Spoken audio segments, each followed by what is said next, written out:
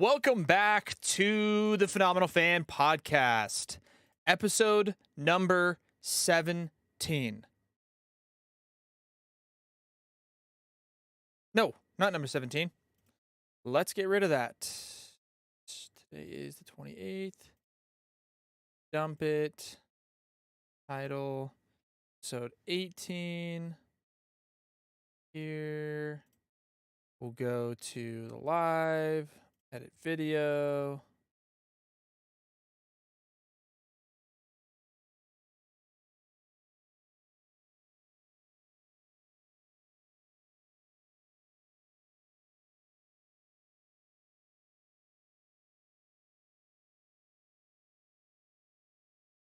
Fix this real quick.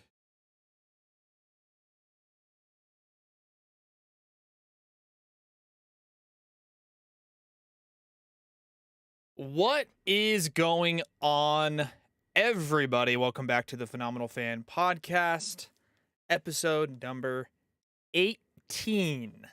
Today we're going to be talking about a variety of different items. LeBron James and the Lakers are in deep trouble. Deep trouble. The smack heard around the world. Was it real or was it fake?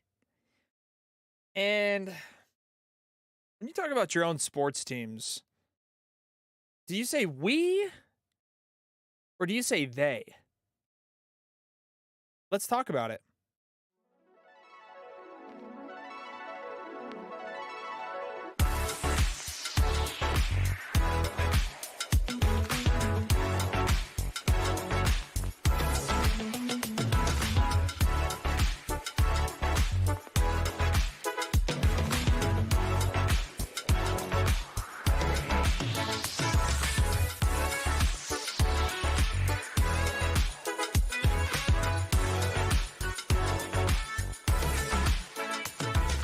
All right.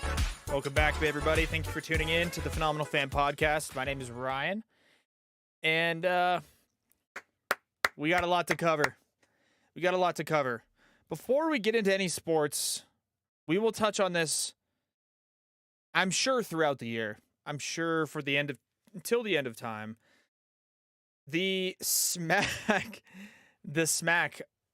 heard around the world last night at the Oscars. Will Smith smacked the ever-loving shit out of Chris Rock for Chris Rock making a joke about Will Smith's wife, Jada. I don't know, man. I don't know what to make of it. Everybody's talking about it. Everybody's saying it's crazy, and Will Smith assaulted him, and Will Smith's way out of line, and yada, yada, yada, yada, yada. A lot of takes, a lot of opinions, a lot of people going back and forth. When I look at the footage, I don't know if it's real or if it's fake. I don't know. But it certainly seemed real, right? But was it? The footage shows Will Smith walking up to Chris Rock, and in the slow motion, you can sort of see Chris Rock starting to lean, wince, close his eyes, prepare for the blow. Did he know it was coming? Additionally, in the slow motion footage, Will Smith smacks Chris Rock. As he walks away, it's got a little grimace on his face, kind of smiling. I don't know. Didn't seem like he was in the smiling mood once he sat down, because when he sat down, obviously he was screaming at Chris Rock. Keep my wife's name out of your fucking mouth. Right? I mean, he seemed upset. And maybe it was totally, totally real, because later on, Will Smith wins an award and he's super emotional, and maybe he was just going through some shit. Maybe he's got stuff going on at home. Maybe, it struck a nerve. And with everything going on in his relationship with his wife, Jada, how they've openly discussed how they've had some other intimate relationships with outside people. I don't know. It seems like Will Smith might be a little bit self-conscious about that. So, not even self-conscious, like straight up insecure. So when somebody jokes about his wife, he might it might strike an extra chord that normal jokes wouldn't, where he runs up and decides to take it into his own hands and just smack Chris Rock. But if it's not real, I mean, what an unbelievable job of acting, and what an unbelievable job by the producers or the two of them or whoever was in charge of creating that moment, because it has generated some of the most unbelievable levels of hype that I have ever seen from any sort of award show. I mean, this is right up there with Kanye taking the mic from Taylor Swift. It's right there. It may even be bigger if it's real. But I don't know.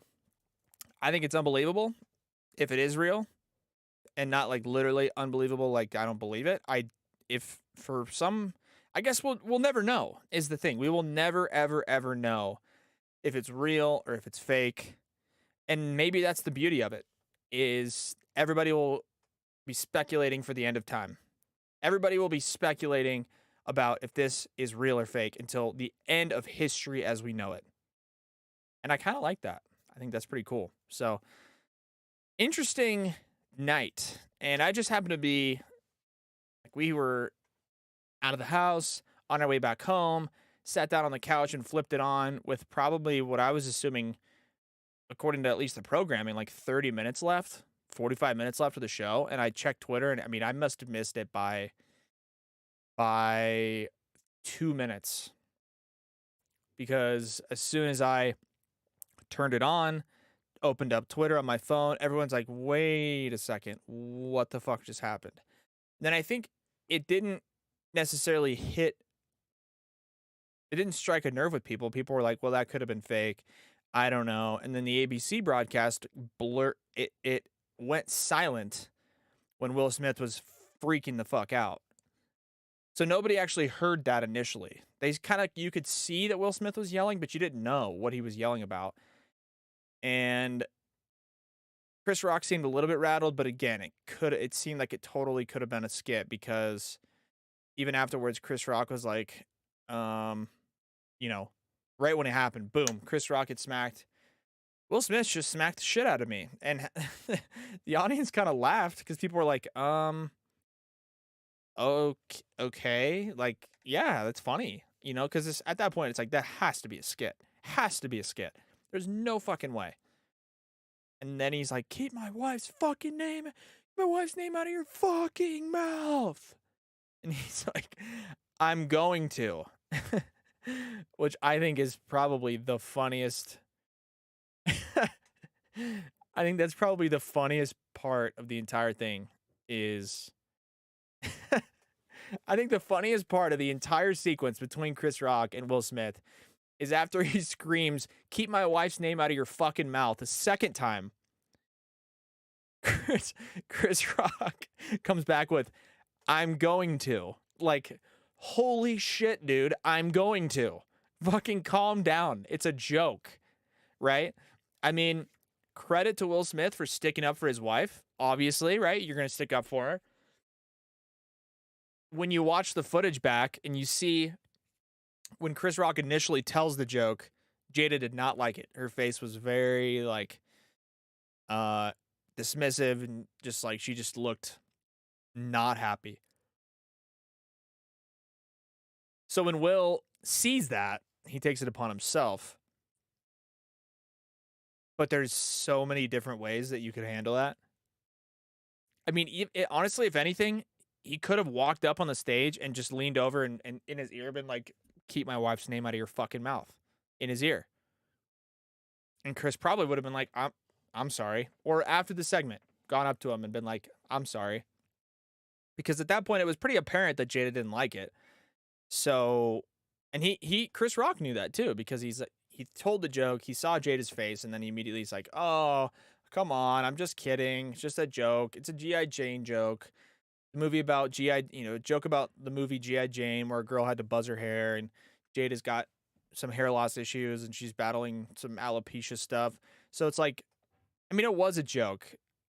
I could see how it could maybe rub somebody the wrong way, especially people that are dealing with it firsthand. But I feel like a lot of guys have said a lot worse and not faced any repercussions. So if it was real, man, it's like credit to Will for sticking up for her, but like shame on him for handling it that way because it's not the answer. It's never going to be the answer. And listen, I'd smack the shit out of somebody too if they were talking about, my significant other, but like after I said something about it. Like if it was the first time thing or it was just a joke or whatever, I'd be like, "All right, okay." Like, "Okay, haha, she didn't like it, man. Let's just fucking stop." And then if they keep going, they hit the same joke over again, yada yada yada.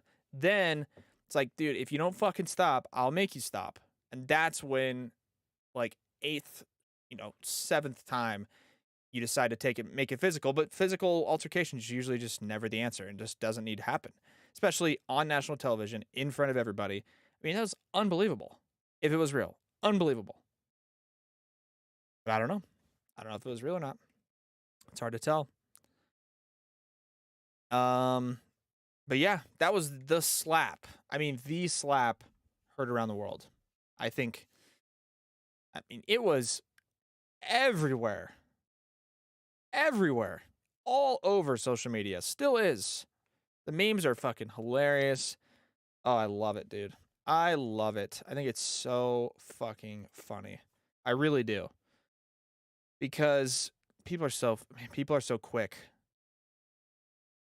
to take the moment and the opportunity to make these memes. I mean, every time like Big Cat on Twitter sends out a tweet, or let me see. There was a really funny one I saw. He sent a tweet,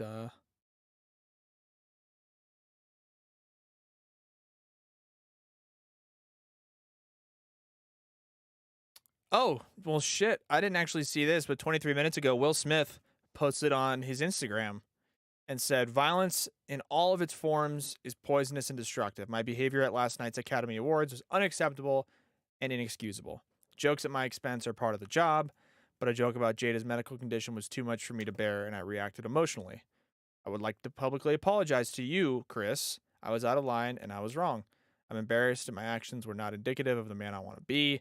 There's no place for violence in a world of love and kindness. I would also like to apologize to the Academy, the producers of the show, all the attendees, and everyone watching around the world. I would like to apologize to the Williams family and my King Richard family. I deeply regret that my behavior has stained what has been an otherwise gorgeous journey for all of us. I'm a work in progress. Sincerely, Will." So I think that confirms that it's real, but that's exactly what they want you to think if they wanted you to think it was real. So maybe Will's going through some shit, man. Maybe not. I don't know. I don't know, man. It's sketchy. It's sketchy. Nevertheless, great moment. I mean, viral as they come. Electric elite moment. I mean, just unbelievable that that's actually. I mean, again, if it's fake, it's fake, but it's not fake. I don't think. I don't know. I don't know. I don't know. We don't have to talk about it anymore, but it's unbelievable. Either way, it's fucking hilarious. So, um moving on to the actual sports segment of the podcast, and another fellow actor and award-winning uh contributor to the art community, LeBron James. The LA Lakers are in deep trouble. Deep, deep trouble. As of today, March 28th, the LA Lakers have 8 basketball games remaining in the regular season. The Lakers are in the 10th seed. The Lakers are the 10th seed in the Western Conference at 31-43. Brutal record.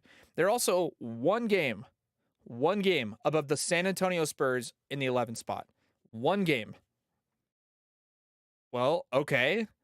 They could very easily just, go 7-3. They could easily go 7-3. They can go 6-4 over the next 10 games, and they'll be in the postseason. In the play-in, but in the postseason, right?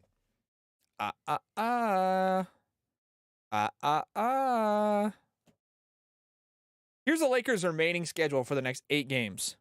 They play at Dallas, at Utah, home against New Orleans, home against the Nuggets, at Phoenix, at Golden State, home against the Thunder, and at Denver. Looking at that schedule, loss to the Mavs, loss to the Jazz. Who knows with the Pelicans? They just lost to the Pelicans. So I'm going to go loss. Loss to the Nuggets, loss to the Suns, loss to the Warriors. So that's 6 losses. They'll beat the Thunder. And let's just give them the benefit of the doubt and say they win the last game of the season. I mean, realistically, over the next 8 games, they have to go 5-3, 4-4. But they're going to lose to the Jazz for sure. They're going to lose to the Suns for sure. They're going to lose to the Warriors for sure. So that's 3 losses. They're in Dallas in their next game. That's going to be 4 losses. And they play the Nuggets twice, and they're going to lose at least once to the Nuggets. So that's 5 of their next 8 games that are probably going to be losses. Probably.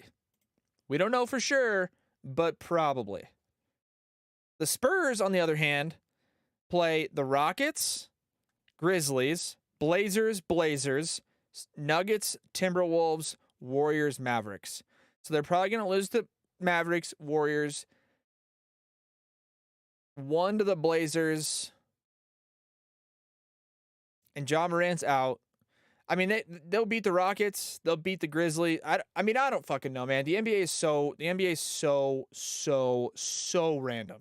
I mean, so random. Like, it is so fucking random. I can't even express to you how random it is. That being said, I don't know, man.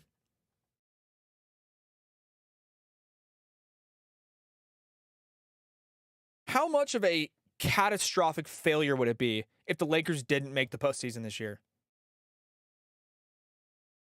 Because they're not going to. The Lakers are not going to make the playoffs this season. And that is as bad as it gets in the NBA. LeBron James, Russell Westbrook, I know Anthony Davis was hurt and injuries are part of the game, but just the 2 of those guys alone, LeBron and Russell Westbrook, should be enough to get a team into the play-in. I mean, fuck me. That's bad. That's really bad.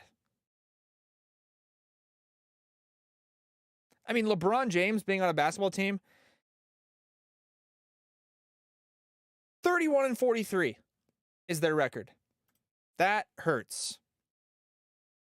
Bad.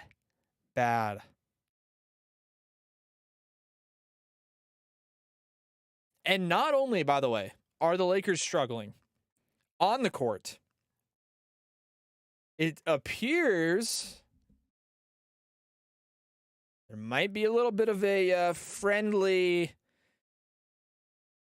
non-impactful investigation scandal going on. Nothing serious with the Lakers' social media, because a kid named Kenny Beecham on Twitter came out with a full-length minute 19 video where he did an investigation on the Lakers' social media account, because the Lakers have lost 43 games this year, and when an NBA team loses, they have to post on Twitter the final score of the game. It's usually including some sort of graphic of some kind. And this kid noticed that last time the Lakers posted, last time the Lakers posted a loss, they put Malik Monk on there. And he saw a quote tweet from somebody else that said, "Told you guys, LeBron's never on the graphic for the loss." And the kid was like, "Wait a second. Hold on. No fucking way. Actually? Or is this guy just a LeBron troll? This guy has to just be trolling LeBron." Sure as shit. Sure as all fuck, dude. The kid went back through every graphic that the Lakers have posted after a loss that's featured the final score and a picture of a player on the team. Not one has featured LeBron James. Not one.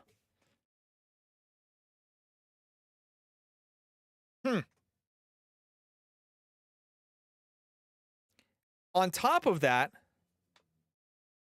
not one has featured. Let me make sure I get this right.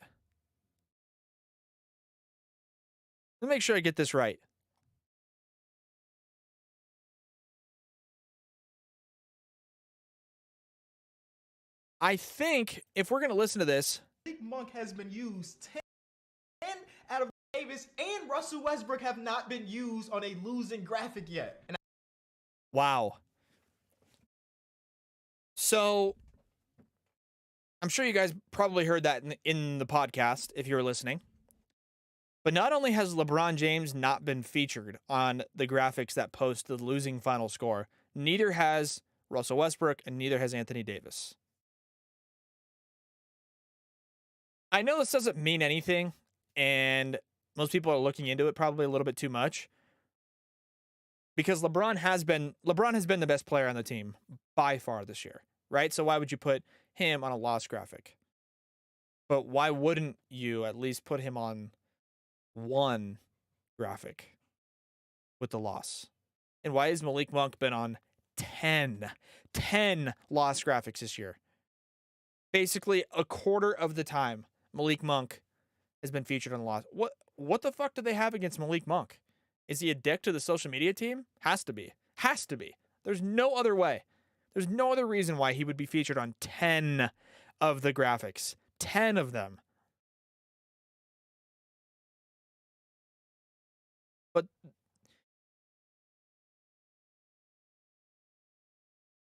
I don't know. I think that's a little bit weird, if I'm being honest with you. I don't know. Maybe, like I said, maybe we're reading way too much into it. Maybe it means nothing. Maybe it holds no weight. But it just makes you think, why? Why has LeBron not been featured on one of the 43 loss tweets? The speculation was this guy said, the depressed Lakers fans that pointed it out, he said they're not putting LeBron in an L final score tweet. I wonder if he has it in his contract. Could you imagine if LeBron has that worked into his fucking contract? Yeah, here's your salary. Here's your per diem. Here's your, here's your incentive here's your, well, not even, yeah, here's your incentives. Here's your bonus structure. Oh, and here's the part where we won't feature you in a single loss graphic on social media. Or actually, here's how it probably goes. LeBron sat down with the Lakers. If that's the case, if his contract has some sort of stipulation that says, do not put me in a fucking loss graphic. If his contract has that stipulation that he's not going to be in a loss graphic, I wonder how that conversation went. They're like, all right, if you average 30 a game, you get this much money. This is your annual contract. This is your per diem. This is your travel expenses. This is your bonus structure if you win certain awards. And he's like, hold on. All of that is great. But you better not be putting me on graphics where they show the losing score. And they're like, what? Excuse me? Yeah, don't put my fucking face on a final score loss graphic. Don't do it. And they're probably like, okay. I mean, we could make that happen, but Never had a player request that before, but okay. Fucking weird, man. I mean, like, again, I've said this already 3 times. It doesn't matter. It literally just does not matter, but it's interesting more than anything. It's interesting. Besides the fact that he hasn't been on the graphics, like I said, the Lakers are in deep shit. So you could not put him on the graphics or not, but he's going to get berated nonstop when the Lakers don't make the playoffs. So it's either like put him on the graphics or don't, but he's going to get his fucking the debate between him and Michael Jordan and Groats and all this stuff and his reputation, his legacy, and these things that he seems to care about so much, they're all going to be tarnished when he doesn't make the playoffs for a team in Los Angeles.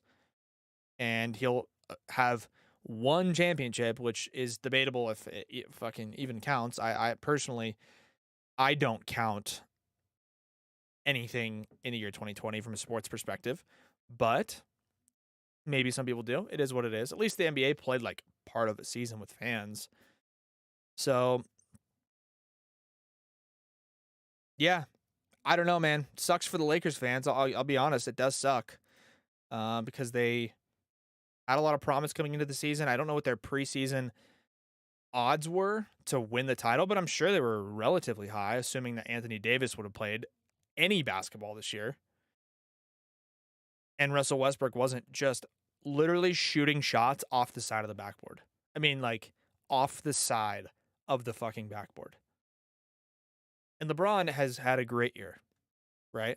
Let's look at let's look at his stats because I am curious. I am curious. I know he's had a great year this season. He's averaging 30 points, 8 just over 8 rebounds and over 6 assists. Shooting 52%, 75% free throw.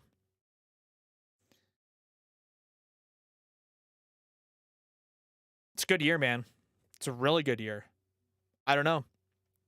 It's hard because you can't just dog him for the team, right? You can't just dog him because the Lakers aren't good. It's not his fault. Clearly, it's not his fault. But is it his fault?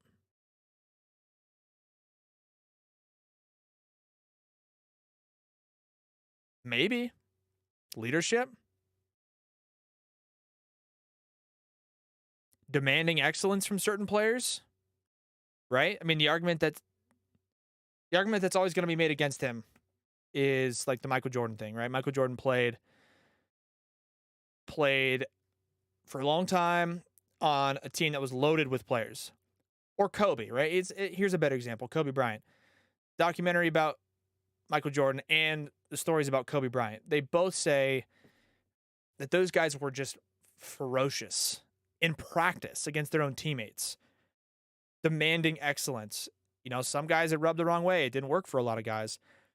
But at the end of the day, even the guys that didn't necessarily love being roasted in practice by Michael Jordan and Kobe, they were able to take a step back, even if it was all the way after their career, and be like, well, he was trying to get the best out of me. And if he wasn't, he's just a psychopath, but it worked. And it did get the best out of me. I don't know if LeBron has that. Just be honest. I don't know if he has that.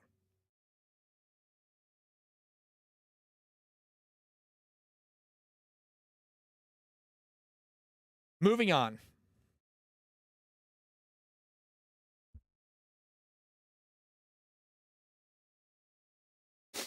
This tweet came from a guy named Polo Kerber, who said, hot take. I hate when sports fans say we in reference to their favorite team. You're not part of the organization. LOL.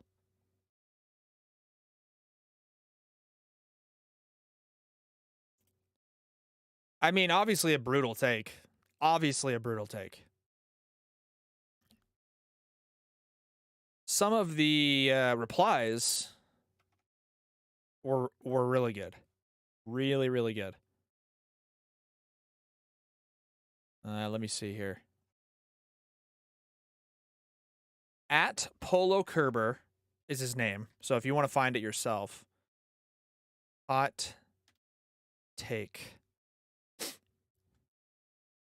He got ratioed really, really hard on this. Really hard. He had 1,500 retweets, 1,200 replies. I mean, that's tough. This guy said, third generation Red Sox fan. My family has spent tens of thousands at Fenway Park, dating back to my grandpa, my great uncle when they were growing up in the 1920s. But let me go tell my 103-year-old Uncle Lee not to say we about a team he supported for over a century because it bothers you.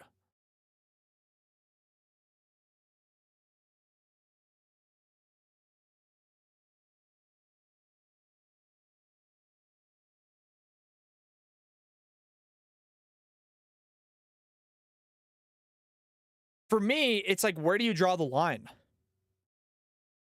Because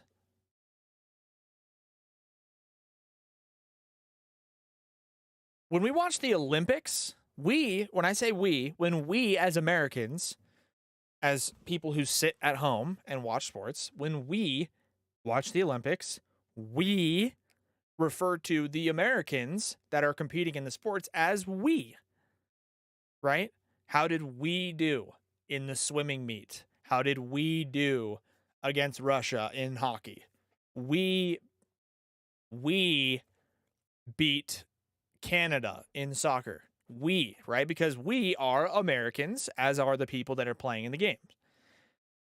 Similarly, when you live in a city or you root for a team because of one reason or another, family passed down, geographic location, and everything else, and you refer to them as we, it shouldn't be taken fucking literally.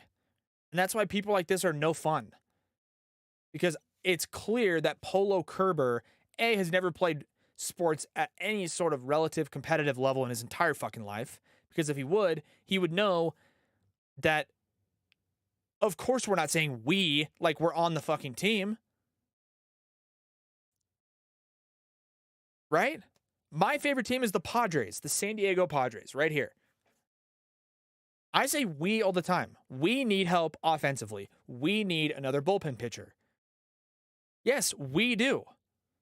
Because I am a San Diegan at heart, being from there. These guys live in San Diego, so they are also San Diegans. Generally speaking, we refers to the geographic orientation of the person and the team that they're supposedly rooting for. And yes, you could say they, if you wanted to. You could easily say they need help. But why not just say we? You're a fan. You contribute to their team. You contribute most of the time very significantly financially to a team, especially if you are a season ticket holder of a team and you're paying like literally tens of thousands of dollars to be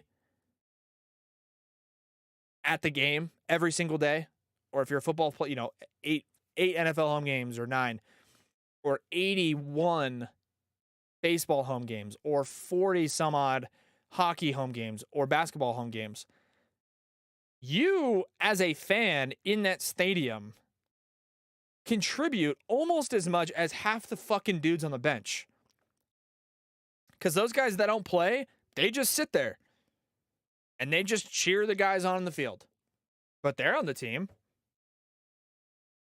I mean, you're doing just as much. In fact, you might even be doing more because you're actually paying financially to be there as opposed to the guys on the bench that are getting paid to be there. So yeah, it is fucking we. Polo Kerber, it is we. And then he throws in the little LOL at the end. You're not a part of the organization. LOL. Like, dude, no shit. My God. Of course we're not. But there's been a dozen examples that I could think of off the top of my head. Freddie Freeman last year in the World Series parade for the Atlanta Braves referred to the fans as we. We in Braves Nation, or whatever he said. Braves country. We in Braves country. So if they say we, can we say we? Polo Kerber, can we say it? If the athletes say it, okay, then it's good for us to say it. But don't worry, Polo Kerber says it's not okay. Or not, it's not that it's not okay. He just doesn't like it. Okay, Polo, well, we are going to continue to say it because we root for the teams. And what he doesn't understand is when we say we about a sports team, we're not just talking about the players and the team. We're talking about all the fans that are involved as well because it's a community feeling. It's a feeling of belonging and it's a feeling of companionship and all having one common uh interest towards a goal or towards a specific outcome of a one group of people. And so at the end of the day, that's why people say we more than anything, I think. Not because they think they're on the fucking team. It's about the companionship and the sense of community within the fan base. We, for the most part. I don't say we about other teams. I say we about the team that I root for with my heart. So that's where I stand on that. I think it's fucking bullshit that people are just such negative Nancy's. I mean, like, my God, dude, who gives a fuck? I don't care that you hate it. I mean, he's put hot take, right, in his opinion, but it's just it's a bad take. It's a terrible take, man. Also, who gives a fuck? Let people live, dude. Seriously, let people live. Who fucking cares? I hate when sports fans say we in reference to their favorite team. Okay, I hate that you fucking exist as a person, but you do, Polo. So here we are. Fucking idiot. Whatever. Bad take from Polo there, but it is what it is. And that pretty much wraps up the sporting segments for the most part. There wasn't anything going on in the NFL. There hasn't been much going on in the world of baseball. The NBA season is winding down. As far as March Madness goes, the Final Four has been officially set. I don't know. Not like super thrilled about it. I think for those of you listening, and you probably know this already, but the Final Four teams are 2 seed Villanova, and they're playing number 1 seed Kansas. And the other side, it is 8 seed University of North Carolina versus 2 seed Duke. That is going to be a good game on Saturday night. We'll cover it probably more so on Thursday, but Duke UNC, huge rivalry. They've played each other like 256 times or something, and they've never played in the tournament. Not only are they playing in the tournament, but it's Coach K's last season, and it's in the Final Four. I mean, holy shit. How much more weight could be put on that game, for fuck's sake? I mean, that's unbelievable. So it'll be exciting. I mean, I'm excited for it, but St. Peter's 15 seed got knocked out. I don't know. I just feel like Villanova's kind of it's just kind of like they're really good, and so is Kansas. But those two teams by themselves are just like, oh, well, I mean, here's Kansas. Like, they're good again. Okay. Here's Villanova. Like, okay, they're good again. Right? I mean, I don't know. They've both won it at some point or another. So it's like, I don't know. I kind of wanted, like, Gonzaga to get it. I know Gonzaga's, like, was on paper, like, the odds-on favorite to win the whole thing. But, like, they hadn't actually won a championship ever. So it'd have been cool to see them make a deep run. Or just, like, I don't know, just not a team that's and historically, like, these are 4 teams in the Final Four that are historically legendary basketball schools. And it would have been cool, I think, to see a team that didn't find themselves on that list.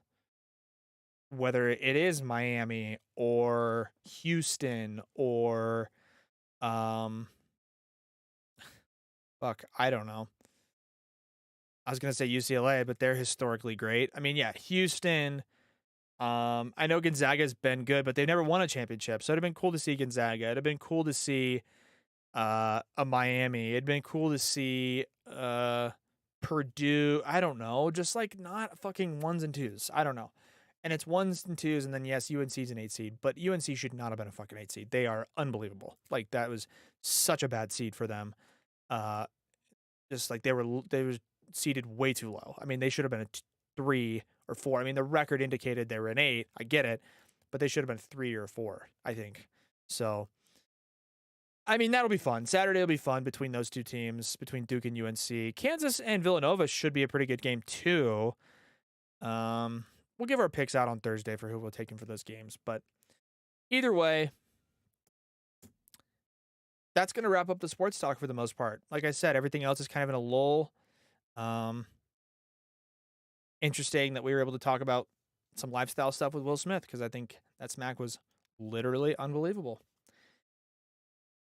In last episode, we forgot to lay it out, but we will leave you with this. Another edition of Would You Rather? Would you rather be able to throw a football anywhere on target with any velocity over 10 yards? So if you're throwing a ball 30 yards down the field and there's a target that's the size of a Post-it note, you could hit it with the football. Lob throw, bullet pass, anything. Obviously within human fucking capabilities. Like, you can't throw a ball 150 yards.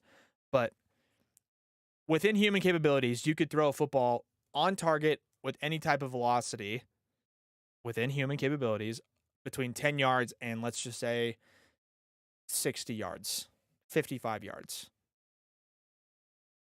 Or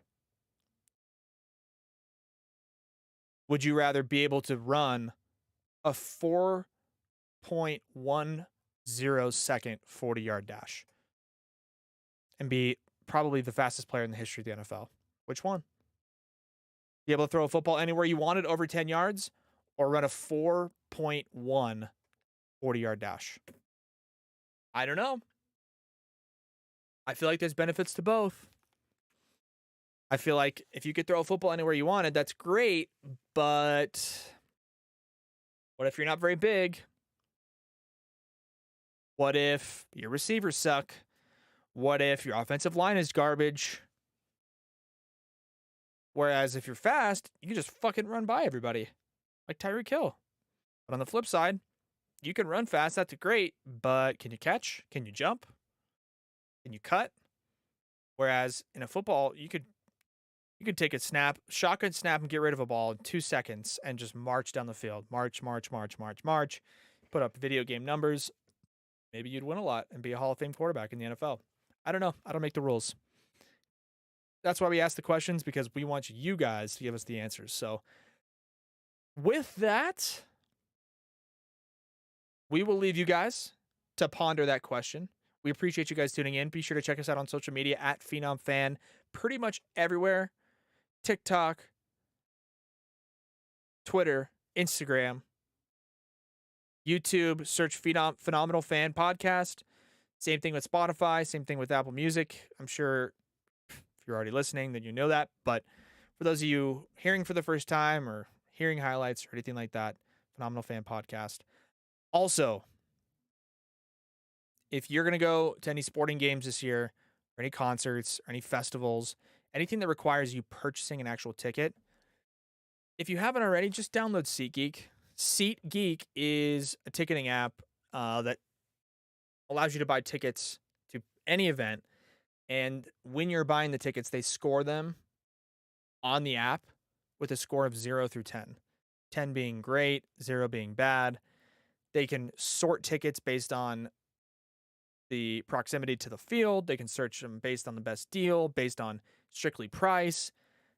Tons of different filters, and it's the best place to find all of it. And then even better news is that when you download SeatGeek, you can use our code, which is PhenomFan, like phenomenal fan, but PhenomFan, and you'll get $20 off your first order. So you can't miss out on that. It's a great deal. We appreciate you guys listening. Go check out SeatGeek. Check us out on Spotify, Apple Podcasts, all the other social media accounts. Ponder on that Would You Rather. We'll be back next week. Actually, probably next episode, but if not next episode, next week with a nice Would You Rather. We love you guys. We appreciate the support.